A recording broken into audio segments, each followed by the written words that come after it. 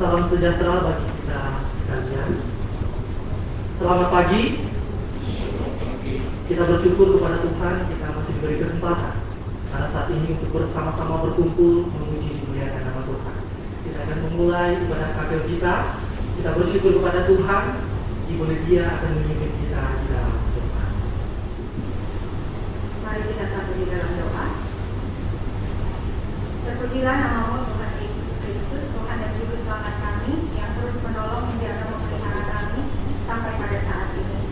Kami berterima kasih banyak Tuhan karena pemeliharaan-Mu yang bagi kami, sehingga pada saat ini kami kembali dapat berkumpul untuk beribadah bersama.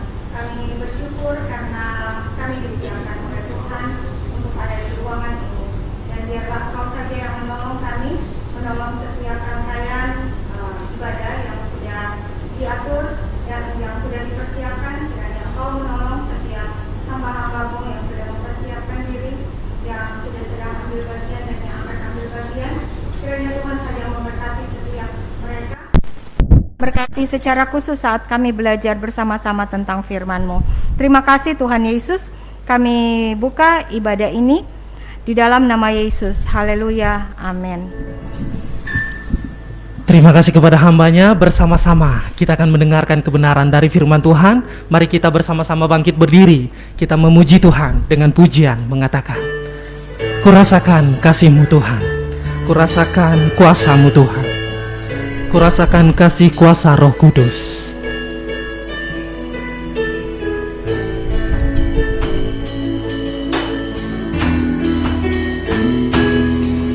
Kurasakan kasih-Mu Tuhan, kurasakan kuasa-Mu Tuhan,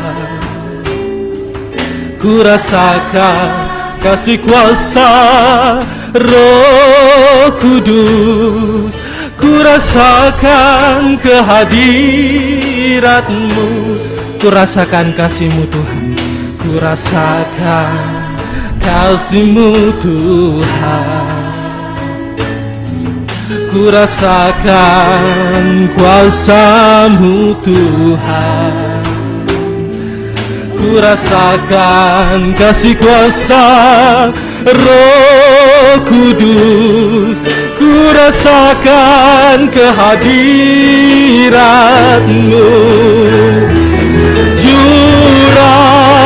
Curahkanlah kuasa-Mu Tuhan, mujizat terjadi di tempat ini. Curahkanlah kuasa-Mu Tuhan, mujizat terjadi di hari ini. Curahkanlah kuasa-Mu Tuhan, mujizat terjadi di tempat ini. Curahkanlah kuasa-Mu Tuhan, mujizat terjadi sekarang ini. Mujizat terjadi sekarang ini. Kepada hambanya saya persilakan. Kita berdoa. Bapa kami yang di surga, kami bersyukur oleh karena di tengah-tengah ibadah kami pada pagi hari ini ada kesempatan yang istimewa yang Tuhan berikan kepada kami untuk kami belajar tentang firman Tuhan. Tuhan, berilah kepada hamba-Mu hikmat, kesanggupan untuk menerangkan firman-Mu, supaya kebenaran firman yang disampaikan ini dapat menolong kami bagaimana kami harus hidup sebagai anak-anak Tuhan, sementara kami hidup di tengah-tengah orang-orang yang belum percaya kepada Tuhan. Pakai hamba-Mu dan berilah waktu-waktu ke depan ini Roh Kudus yang menguasai hamba-Mu dan menguasai kami semua, sehingga firman Tuhan dapat disampaikan dengan leluasa, dan olehnya nama Tuhan dipuji dan dimuliakan. Berfirmanlah ya Tuhan, dalam nama Yesus kami berdoa, haleluya, amin. Silakan duduk. Bapak Ibu, saudara-saudari yang saya kasih di dalam Kristus Yesus,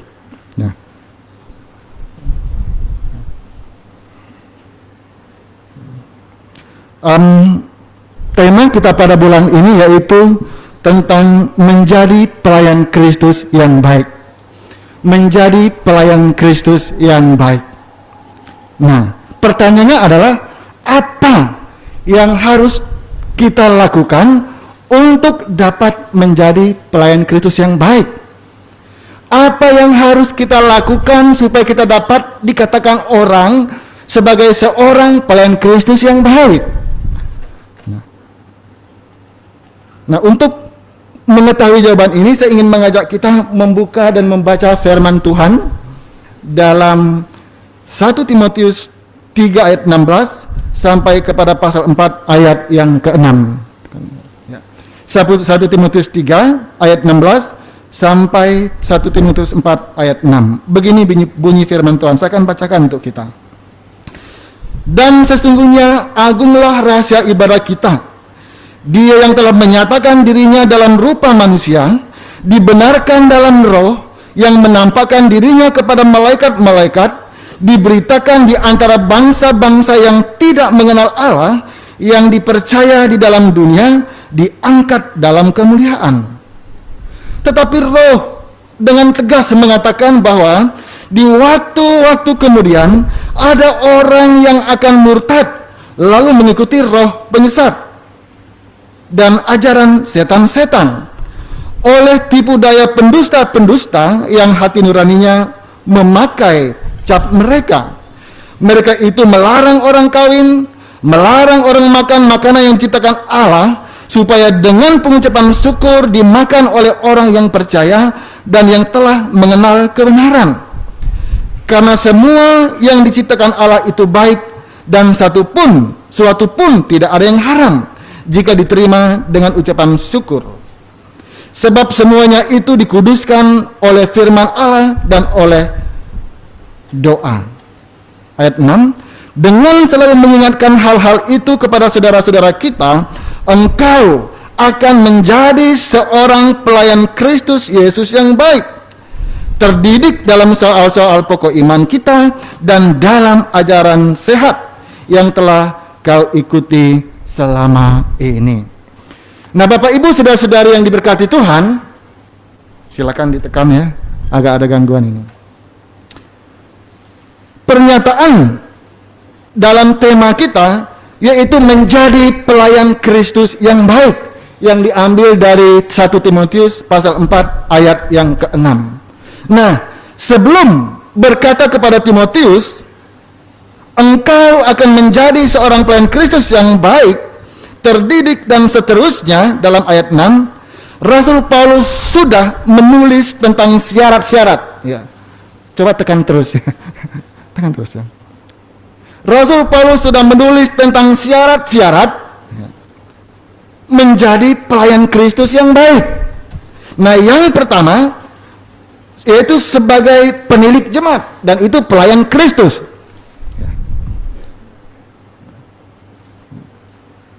Ada miskomunikasi, selalu tekan ya, tadi janjinya selalu tekan ya. Terus sebagai diaken. Nah, sebagai diaken.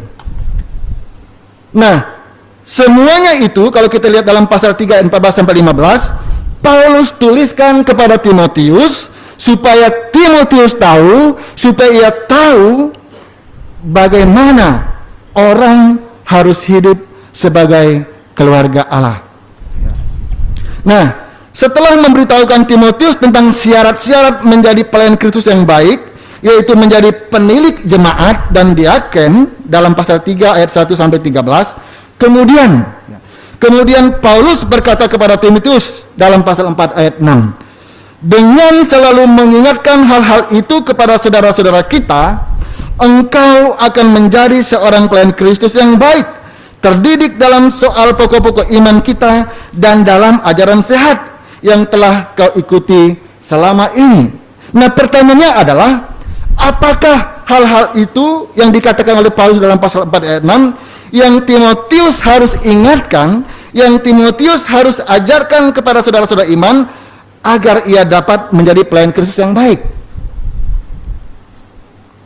Nah, hal-hal itu yang dimaksudkan oleh Rasul Paulus dalam 1 Timotius 4 ayat 6, yang Timotius harus ingatkan kepada saudara-saudara seiman untuk menjadi pelayan Kristus yang baik, yang pertama adalah Timotius harus selalu mengingatkan tentang agungnya rahasia ibadah atau kesalehan di dalam Kristus Yesus.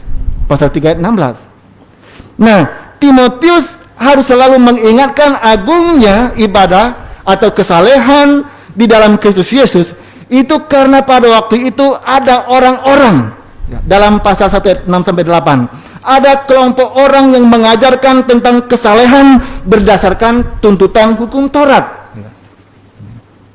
Nah, ada kurang lebih 613 peraturan dan ketentuan yang harus dilakukan secara penuh oleh mereka yang berpegang pada hukum Taurat untuk dapat dibenarkan di hadapan Allah, saudaraku. Sedangkan di dalam Kristus Yesus, orang dibenarkan hanya oleh karena iman saja, bukan karena perbuatan baik, bukan karena ia berbuat saleh, seperti yang diajarkan menurut hukum Taurat. Itulah sebabnya dengan tegas, dengan sangat jelas, Paulus berkata kepada Timotius, Paulus berkata kepada jemaat di Galatia, dalam Galatia 2 ayat 16 dikatakan begini, kamu tahu bahwa tidak seorang pun dibenarkan oleh karena melakukan hukum Taurat, tetapi hanya oleh iman, hanya oleh karena iman dalam Kristus Yesus. Sebab itu kami pun telah percaya kepada Kristus Yesus, supaya kami dibenarkan oleh karena iman dalam Kristus dan bukan oleh karena melakukan hukum Taurat. Sebab tidak ada seorang pun yang dibenarkan oleh karena melakukan hukum Taurat. Jelas.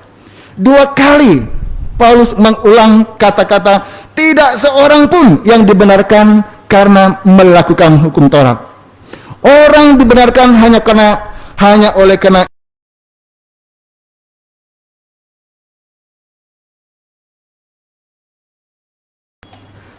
apa gunanya hukum Taurat? Lagi-lagi kepada jemaat di Galatia, Paulus berkata begini dalam Galatia 3 ayat 24. Jadi hukum Taurat adalah penuntun bagi kita sampai Kristus datang, supaya kita dibenarkan karena iman. Supaya kita dibenarkan karena iman. Nah, itu artinya bahwa gunanya hukum Taurat yaitu menuntun kita, menuntun umat Allah sampai kepada Kristus, supaya dengan mereka berada di dalam Yesus, beriman kepada Yesus, mereka beroleh pembenaran dari Allah. Itulah sebabnya Rasul Paulus, kalau kita kembali ke 1 Timotius, dalam 1 Timotius 1 ayat 8, Paulus berkata begini, kita tahu bahwa hukum Taurat itu baik kalau tepat digunakan. Kalau tepat digunakan, hukum Taurat itu baik. Tetapi orang-orang pada waktu itu, secara khusus kelompok orang yang mengajarkan tentang hukum Taurat, mereka menggunakannya dengan kurang tepat. Mereka menganggap bahwa untuk dapat dibenarkan di hadapan Allah, harus melakukan hukum Taurat. Sementara di dalam Yesus, orang dibenarkan hanya karena oleh iman, bukan karena melakukan hukum Taurat. Jadi kalau kita orang Kristen berbuat baik, kita berbuat saleh, sekali lagi itu bukan supaya kita beroleh pembenaran, bukan supaya kita beroleh keselamatan. Bukan. Kita berbuat baik, kita melakukan hal-hal yang saleh karena memang itu adalah kewajiban kita, bukti bahwa kita memiliki iman kepada Yesus Kristus. Nah, jadi rahasia yang terkandung di dalam ibadah atau kesalehan orang percaya bahwa di dalam Yesus setiap orang beroleh pembenaran, beroleh keselamatan, yaitu hidup yang kekal di dalam Yesus Kristus. Karena itu, beritakanlah dan ajarkanlah semuanya itu. Dalam 1 Timotius 4 ayat yang ke-11. Nah, yang kedua, hal-hal itu yang Paulus maksudkan dalam pasal 4 ayat 6 yang harus selalu Timotius ingatkan kepada saudara-saudara seiman untuk menjadi pelayan Kristus yang baik. Yang kedua adalah Timotius harus selalu mengingatkan tentang ibadah yang sesat. atau ajaran sesat, atau yang pengkhotbah pertama kemarin sebut kesalahan palsu dalam pasal 4 ayat 1 sampai ayat yang ketiga. Nah, Bapak Ibu Saudara sekalian, pada bagian itu, yaitu dalam pasal 4 ayat 1 sampai 3, Paulus memberitahukan Timotius tentang ibadah yang sesat, tentang kesalahan palsu, yaitu ajaran yang kontras, yang berlawanan dengan ibadah yang ada di dalam Kristus Yesus. Kontras, berlawanan dengan kesalahan yang diajarkan oleh Yesus Kristus. Nah, dalam pasal 4 ayat 1, Paulus memberitahukan Timotius bahwa di waktu-waktu kemudian ada orang yang akan meninggalkan ibadah yang benar dalam Kristus dan mengikuti roh-roh penyesat. Ada. Nah, ibadah yang yang sesat atau kesalahan palsu yang diajarkan oleh roh-roh penyesat di Efesus pada waktu itu, yang Paulus sampaikan dalam pasal 4 ayat 1, disebut ajaran setan-setan. Nah, ibadah itu mengajarkan tentang yang pertama, melarang orang kawin. Ajaran sesat yang pada waktu itu dalam ayat 3 melarang orang kawin, tapi saya tetap kawin. Artinya saya tidak tunduk pada, tidak ikuti ajaran sesat itu, kawin. Nah, bagaimana ajaran Yesus? Ajaran Yesus Kristus, kalau kita melihat di dalam Yohanes 2 ayat 1 sampai 11, dengan hadirnya Yesus pada pesta perkawinan di Kana, bahkan dia turut ambil bagian, berkontribusi, mencukupi saksi konsumsi waktu itu, mencukupkan minum waktu itu menunjukkan kepada kita bahwa Yesus tidak melarang orang kawin. Tidak. Yesus tidak melarang orang kawin. Justru Yesus terus siapin ya. Di dalam Matius 19 ayat 4 sampai 5, dia menguatkan tentang perkawinan. Dikatakan begini. Jawab Yesus, "Tidakkah kamu baca bahwa Ia yang menciptakan manusia sejak semula menjadikan mereka laki-laki dan perempuan?" Ayat 5, "Dan firman-Nya, sebab itu laki-laki akan meninggalkan ayah dan ibunya dan bersatu dengan istrinya, sehingga keduanya itu menjadi satu daging." Nah, konteks ayat ini adalah tentang perceraian. Yesus dicobai oleh orang-orang Farisi. Nah, dalam ayat ini kita bisa melihat bahwa Yesus memberitahukan mereka bahwa sejak semula, sejak manusia diciptakan, perkawinan itu memang dikehendaki oleh Allah. Allah yang menghendaki pernikahan atau perkawinan, yaitu pernikahan antara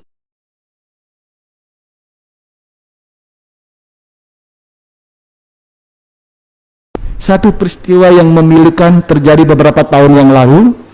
Ada pendeta memberkati pernikahan sejenis di Bali ini, Indonesia, di Bali. Laki-laki menikah dengan laki-laki, diberkati oleh pendeta.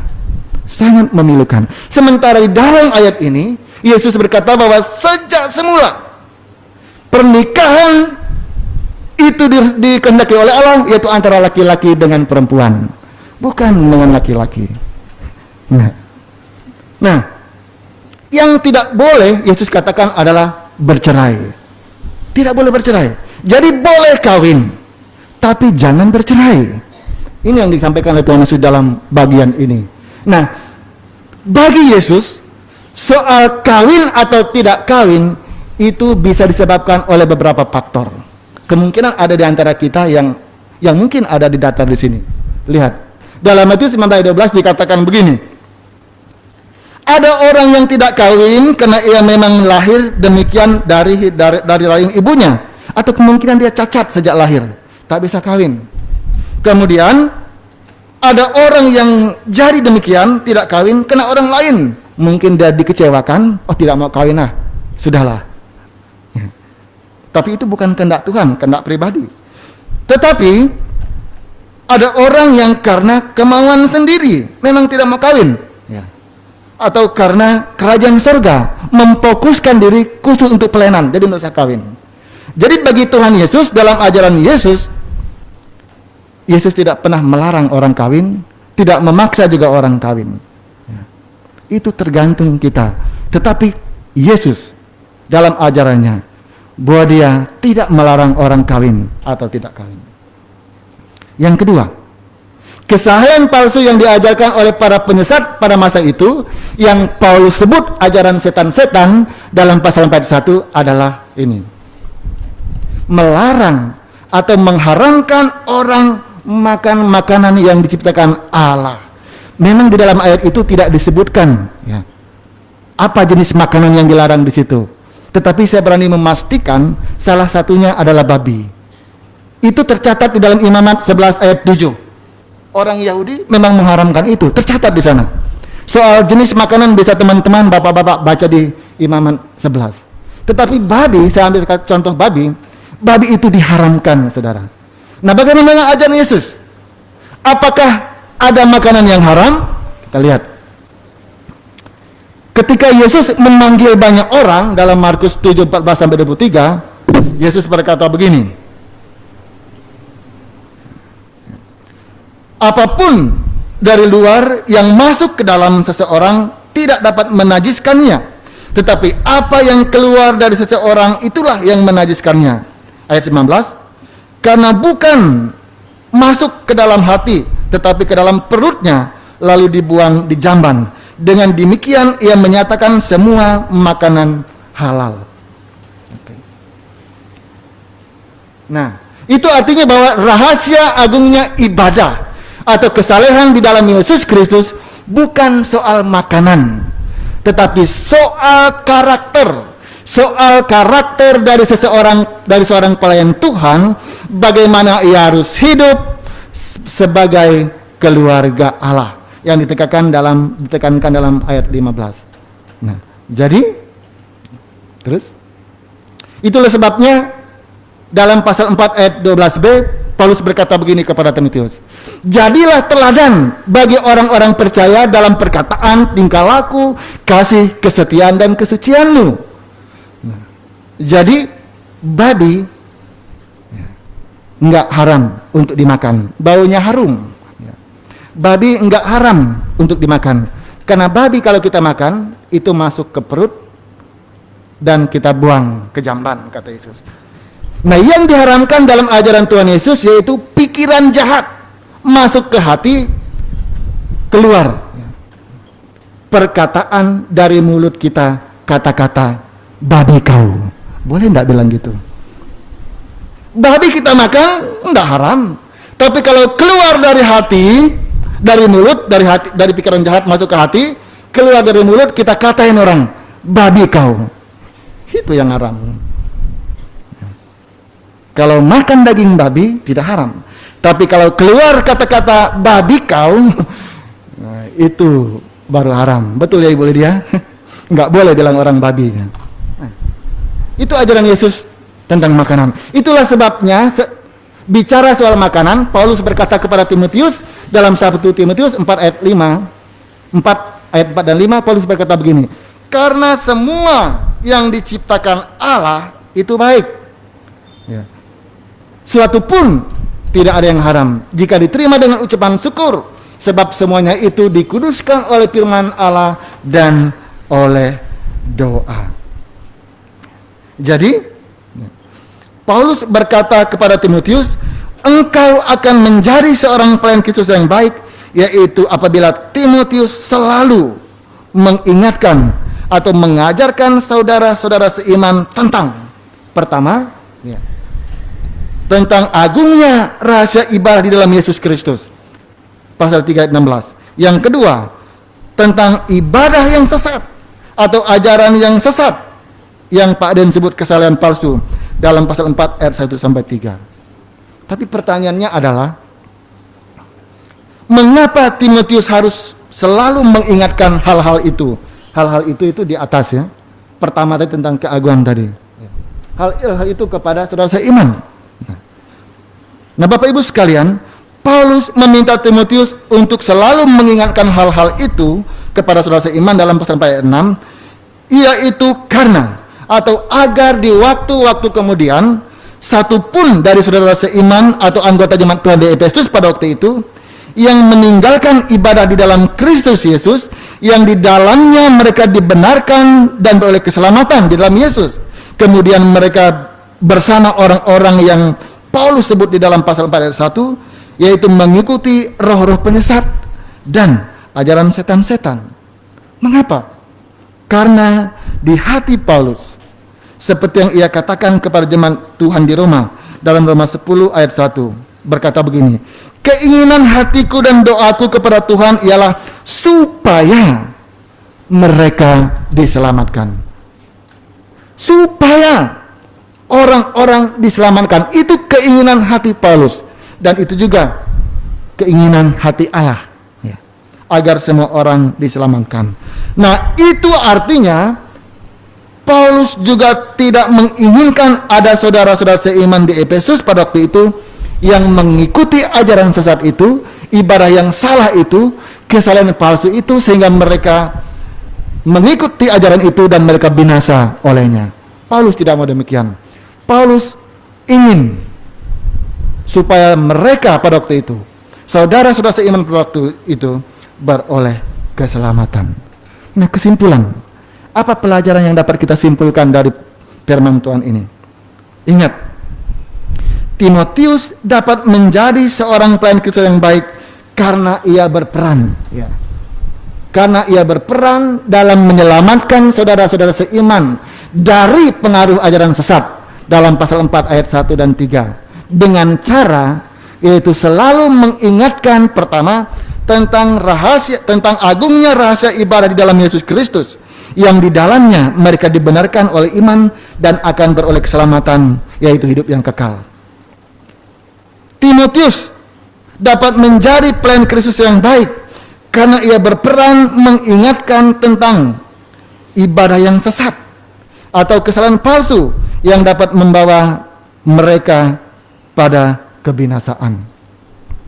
Nah, itu artinya jika Timotius tidak mengambil peran dalam menyelamatkan saudara seiman dari kebinasaan dengan cara mengingatkan hal-hal itu, yaitu tentang kebenaran tadi di dalam Yesus dan tentang ajaran sesat, maka Timotius belum dapat dikatakan menjadi pelayan Yesus yang baik. Belum. Walaupun dia terdidik dalam soal iman Kristen, walaupun dia hidup dalam ajaran sehat, tetapi kalau dia tidak berperan, mengambil peran dalam mengingatkan, mengajarkan apa yang ia ketahui itu, kebenaran itu kepada orang lain, dia tidak turut mengambil bagian untuk menyelamatkan orang yang akan binasa, dia belum dapat dikatakan menjadi pelayan yang Kristen yang baik. Nah, memang banyak daftar tentang syarat-syarat menjadi pelayan Kristen yang baik, ya. Secara khusus dalam pasal 3 tadi, syarat penilik jemaat dan diakon jelas. Bisa dilihat dari aspek pribadi. Wah, memang harus orang yang sudah bukan orang yang baru bertobat dan seterusnya. Dari aspek keluarga harus dihargai, dihormati istri dan anak. Dari aspek orang lain harus memiliki nama baik. Itu betul secara pribadi, baik. Tetapi belum dapat dikatakan baik kalau Timotius tidak berperan mengajarkan kebenaran itu agar orang-orang yang mendengar kebenaran itu tidak terjerumus dan sesat oleh ajaran sesat. Termasuk kita. Jangan bangga kalau kita bergelar sarjana, bergelar S2, S3, banyak pengetahuan tentang Alkitab. Kalau itu tidak kita gunakan, tidak kita ajarkan untuk mengingatkan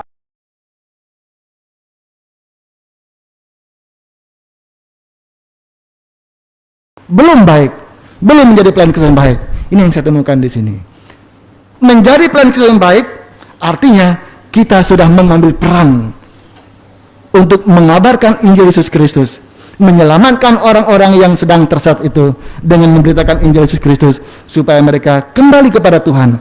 Tuhan yang menyelamatkan mereka, tetapi Tuhan menjadikan kita alatnya untuk menyampaikan kebenaran itu supaya orang yang kita sampaikan, mendengar ajaran yang kita sampaikan tidak tersesat.